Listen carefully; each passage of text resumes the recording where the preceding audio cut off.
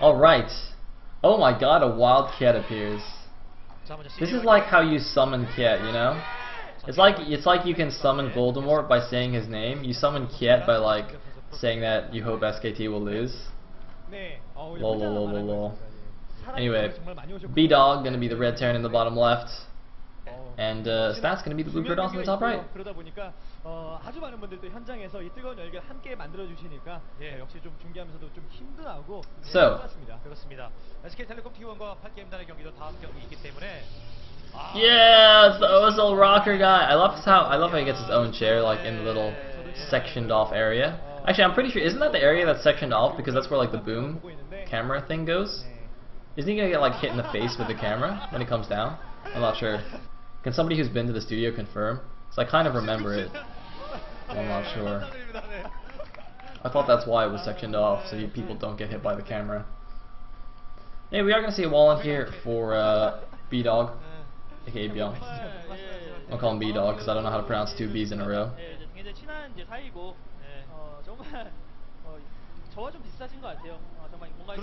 And oh, look at this! Look at this! We have the fast gas, which normally means Banshees, but in Kespeland means fast Hellion drop. We have now learned. That's right. So, on the other side, see nothing out of the ordinary. This is a very interesting placement of that barracks, by the way. Look at that. He stuck it right on the left edge, basically because usually when a scouting worker goes into a base, you go straight to check the gases. So it will actually go into the base and not see that barracks for a little while if you go straight for the gas, I think. I'm not 100% sure, but I think so. Let's have a look here. Alright.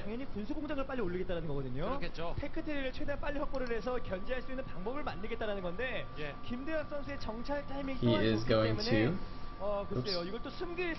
My mouse is running wild and free. So this probe, is it gonna go in range of the vision of the barracks? Oh, he sees it. Oh, that's very interesting. Look at that. He didn't go straight for the gas. He went straight to the left to check the barracks. Oh, that's interesting. I mean, he would have obviously seen the barracks eventually anyway, but that's kind of cute. Anyway, looks like factory is on the way, obviously. And is he gonna mix it up? Is he gonna go Banshee? I don't know, man. It's crazy. It's pretty out there. Oh, he's not mining gas. Oh, look at this. He's getting reactor on his barracks and getting his factory. So he's going reactor Hellion, but he's not mining gas anymore. So he's not actually gonna make a starport. He's gonna reactor Hellion expand. What the hell? Dude, this isn't TVZ. What are you doing? I think B-Dog is a little bit confused here. That's a Protoss. Do you not see all the shiny armor and shit? Like all the glitter on their face? It's Protoss, man. It's not Zerg. They're not slimy. Silly B-Dog. Anyway, you know, I'm making fun of it, but this can work in this matchup. And by that I mean people have done it to me on ladder, so I assume it works. I'm not actually sure how well it works.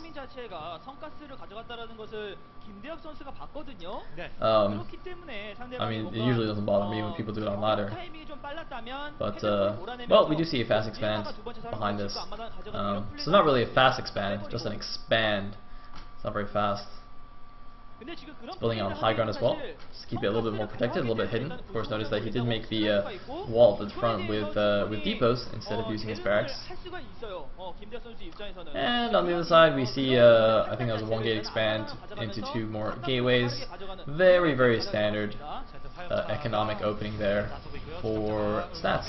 And he's going to see these Hellions. Is he going to be able to grab one before it gets up? Ooh, there was a sentry on the ramp. No probe roasting for you today. Good Hellions. Or bad Hellions, depending on which race you are.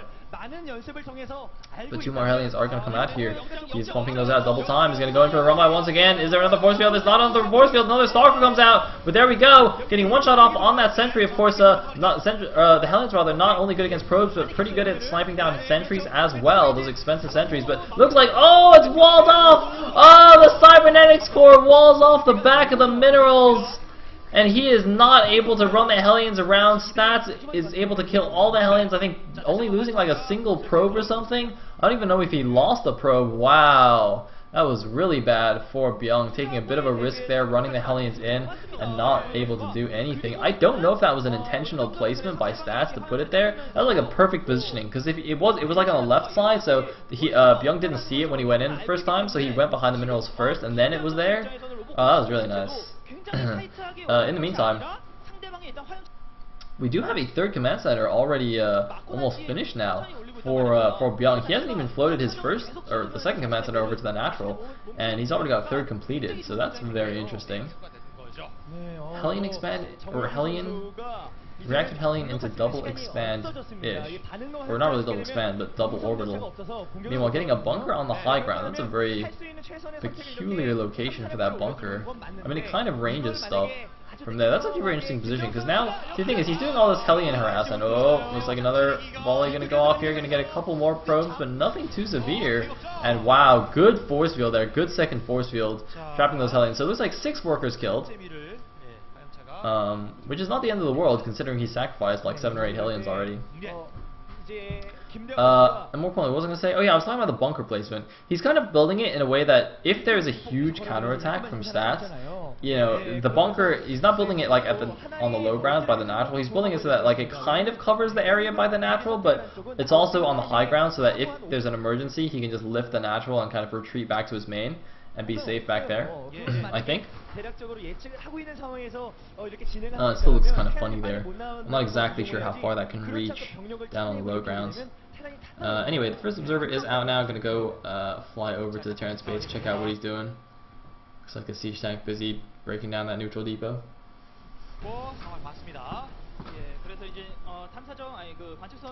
And it looks like we have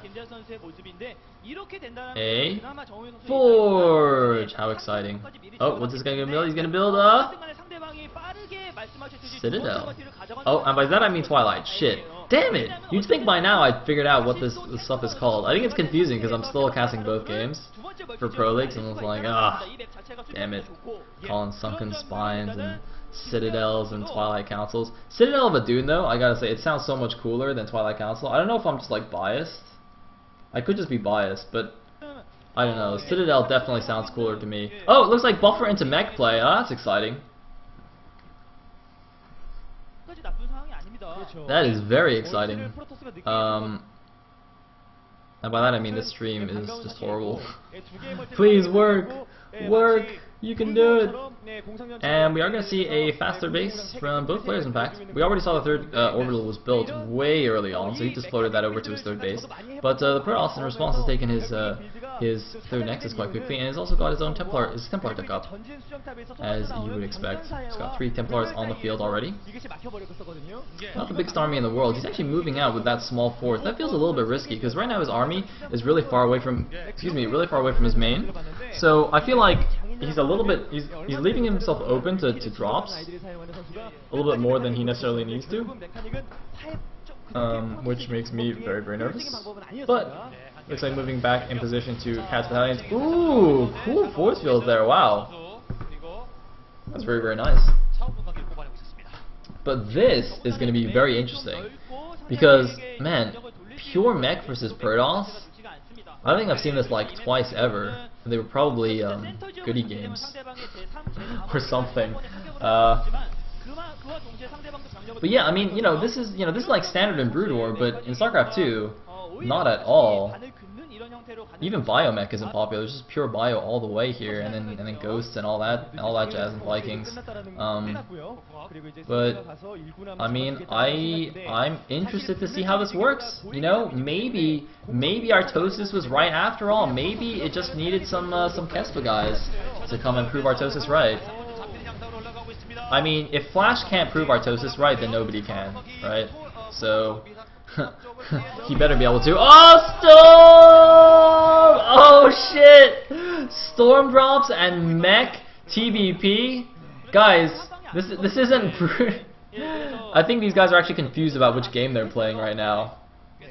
This is not the right game. See, that Storm drop did not quite as much damage as you might have hoped, right? There's like still SCBs mining, which is a problem. I mean, obviously it's cool and all, and it works, but man, that is very interesting. I honestly, I don't think storm drops are cost effective in StarCraft 2, but at least not compared to, like, you know, M&M drops. But anyway, it's cool. It's cool. And we do see a potential expansion going up at the top left here. The Protoss player stats expanding very, very aggressively here in this matchup. I mean, normally it's okay for the Protoss to be, you know, either equal on expansions or just slightly slower in their expansions compared to the Terran. It's a little bit opposite from Brood War, actually. In Brood War, the Protoss usually needs to be 1 expo ahead of the Terran, whereas in StarCraft 2, it's the Terran usually wants to be at least even or 1 base up over the Protoss. But in this case, Stats is actually taking his 4th base before Byung takes his. So this is kind of peculiar, and I feel like and the funny thing is because Byung went mech, he has like a little bit of a harder time moving out. You know, obviously when you go for mech, you're a lot more defensive earlier on, but he's actually getting very, very close to max here. Somehow Byung's got a huge supply. He's got 191 supply against the 145 supply of his opponent, and he's now going to move out with a lot of siege tanks. Going to pull a lot of SCVs as well, just to act as like the medevacs from a bio composition. But in this case, it's the SCVs that will be used to help repair the mech units and also to help buffer against zealots and whatnot. And this is a very scary force here. There's 3 High Templar in that War Prism, though. The storms could be absolutely crucial here, but I don't even know if good storms will help. This is a very scary composition. There's a lot of speed loss or charge loss, but the charge loss will get roasted by the Blue Flame Hellions. There's a scan to check the positioning of the army, and here we go. The Max Terran army is rolling out here. The Hellions, looks like they're going to run up and get a little bit of damage off. Oh, a couple of force fields to help block them off. There's no Thors in this composition to help crush the force fields. But there's an... Oh no, sorry, there are some Thors. They're just in the back a little bit. Sorry, I did not see those there. Might want to move those up to the front a little bit because, you know, they do tank damage quite well, and obviously they do crush the force fields. It's probably the more important part. But the thing is, what's his face? Protoss guy. Stats. He's just buying some time right now. And, oh, he's going to catch some siege tanks out of position here. Wow, mistake in the control by Byung there, just in the pathing, sent 5 of his siege tanks on the low ground while the rest of his army went on the high ground. So he's going to lose 5 of his tanks there for free. Another big round of charge lot warpins by the Protoss player. Stats, look at this. He's got 5 immortals and a bunch of charge lots. Those are exactly what you want against this kind of mech composition. And chroning out Colossi from 2 Robos as well. He really needs those Colossi, I think, before he engages. He does not want to engage this army before they come out. But here we go. Looks like going to try and grab a few units. Looks like he's actually been forced into an engagement. And here we go. But a great position for the Terran. Everything on the high ground. And then, oh, storms on the siege tanks. But it's not enough. One storm will not kill a siege tank. And looks like the Protoss army gets demolished here. Most of the Hellions are gone as well, though. Most of the Hellions are gone. The siege tanks are severely damaged by those storms, but the Terran army does still stand strong. It is still moving out. Reinforcements are coming down, and now it's pushing up towards the 3rd base here. A couple of storms going down on the leading units, but it's not enough here for Stats. What is he doing? He's going for a counterattack. Looks like Stats might just be going for a base trade here because, of course, remember that Stats does have the top left hidden expansion. I do not think that Byung has any idea that that's there, so he's just going for the counter, and eventually he's like, well, maybe I can catch the Terran army a little bit out of position, get a favorable engagement, and also I have the hidden base, so I can reproduce a little bit more than the Terran. And here we go, he's rolling in here. He's still got a very scary composition. Look at this. 5 Immortals and 2 Colossi. It looks like the Immortals is going to be dropped into the main base here. A very curious decision by him not to keep everything together. I'm not sure why he just picked those up there. But anyway, here we go. The mech army rolling in. Oh, actually, no, wait. What did he drop? No, yeah, it was the Colossi. Or, sorry, it was the Immortals, rather. I was like, what? For a second there, I was like, did he just, like, pick up the Colossi? No.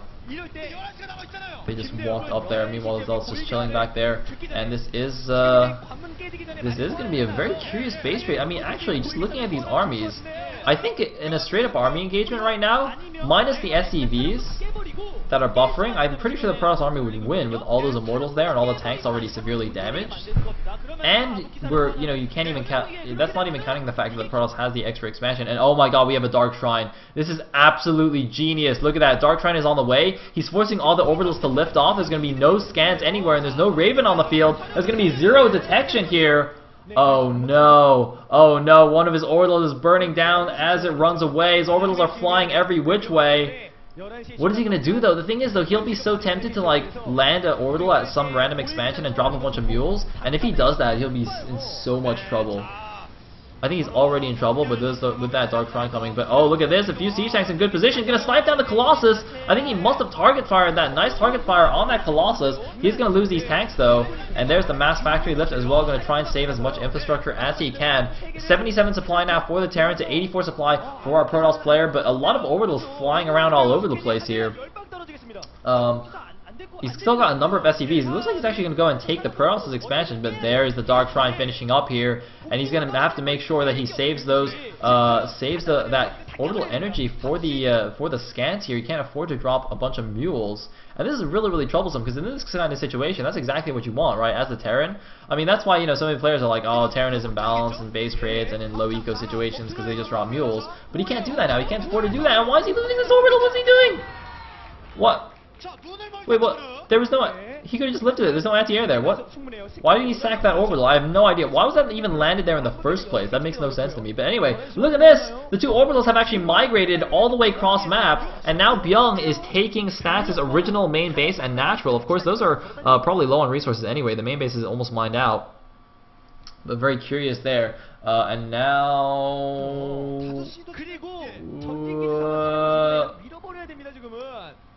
Alright, I might switch streams in a second here so we don't miss anything crucial, but hopefully everything is fine. But actually it looks like the two armies might be meeting in... No, actually, sorry, that's the factory flow in the middle. The main army is still here at the base. So it looks like... oh, there's the mass mule land! There's the mass mule land! But where's the Dark Templar?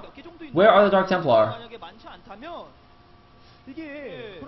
Dark Templar? Does anybody see a Dark Templar? I thought he has a Dark Shrine, right?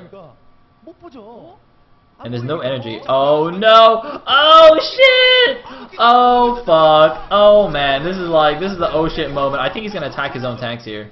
Yeah, he's trying to attack his own tanks. Look, he's trying to splash the Dark Templar by attacking his own units, which is cute, but oh no, he's just gonna murder all the mules. Oh, look at him shooting his own mules with siege tanks to try and splash it. Oh god, Protoss. Look at Byung, he's like, fucking Protoss. Protoss! Oh man, if this was a ladder game, he'd just like lift everything and just float to the corners and just go somewhere else. Just leave his computer on. Oh no! Oh, he might have. He has a scan now. Oh, nice scan. Nice scan.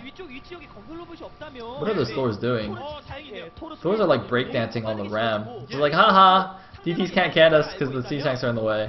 Oh no, no they're not. Oh, and he has an engineering bay. Oh, very nice. He's going to make a turret. He's going to make a turret, but there's another DT coming in here. He can actually stop the turret construction. Does he have another scan to take it down? The turret is almost finished. DT's not killing it! DT's not going to kill it! Oh. Uh-oh. Oh, he's going for a drop. He's going for the DT drop. Oh, the observer sees he's in the main, and the barracks sees the warp in, but he doesn't see the Dark Templar, and oh, he's gonna have to use more scans, even though he has the turret at the front. Looks like this DT might run into range of the turret, though. I think that might have been in turret range, and actually, look at that, more DTs being thrown away.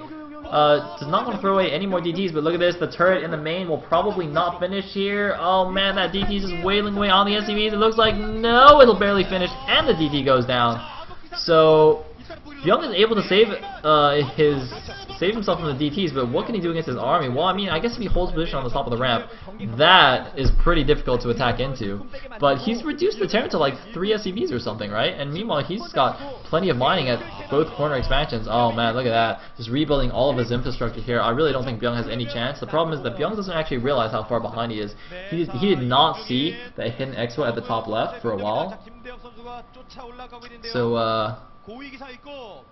yeah, that's not going to be good. Looks like he is moving over there to the top left right now, but I'm not even sure if he can take this army. There's like, what, 3 or 4 High Templars there? It looks like 4 High Templars, 2 Colossi, 3 Immortals, and 17 charge lots against 13 tanks, 2 Thors, and 3 Hellions. That just does not bode well for the Terran. I'm pretty sure a lot of those tanks are damaged as well from earlier on. And obviously they don't regenerate shields or anything like that, like the Protoss does. But he is going to start sieging down the top left base. But I really feel like Stats can just go and attack this right now and just win. And it looks like he has decided similar. He's probably going to... What is he doing here? Looks like he doesn't actually want to engage. Is he just going to counter again? Are you kidding me? Are you really going to force this into another like base tradey situation? But the funny thing is, I mean, that's kind of reasonable considering that Stats actually has the bottom right base. Like, when, you know, if he loses the top left, but he kills the Protoss, or sorry, the Terran stuff here, he will have he will stop one base. And it looks like, yeah, he's once again doing that cute little immortal fairy onto the high ground there. And one more orbital is going to get taken down there with no lift, just immediately getting taken down by the Zealots. Byung losing all the last of his buildings. He's floated all of his all of his factories. And there's the orbital floating away as well. Now the Terran army is moving down here. Where is it going? Is it going home to defend? Is it going to kill the bottom right base? He must know that there's a base now somewhere else. And it looks like he is going straight down there, but now the Protoss army is moving to meet him. But it looks like the Colossi and the Templar and the Immortals are getting ahead of themselves away from the charge slots. If Byung can get a favorable engagement here and snipe off all of these units, this could be really, really huge here. He might grab the Colossi, but no! It looks like he's going to pull back a little bit here. The KT bench is so nervous right now. Because if Stats wins this game, then that is going to be the end of the series in favor of KT.